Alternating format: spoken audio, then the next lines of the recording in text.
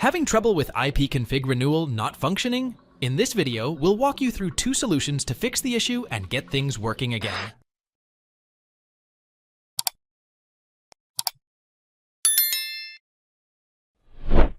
Open the search menu, type CMD, right-click on Command Prompt, and select Run as Administrator.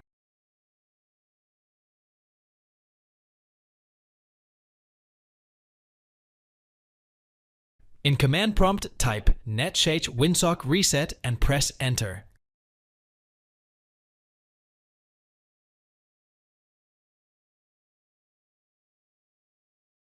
Close Command Prompt and restart your computer.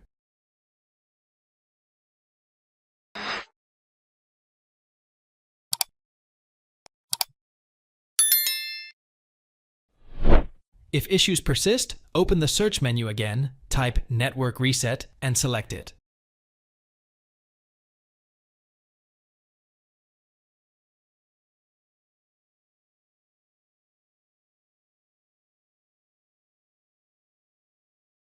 Click Reset Now to reset all network adapters and settings, and confirm by selecting Yes. Restart your computer to complete the reset. Thanks for watching. If it helps, make sure to hit like and subscribe.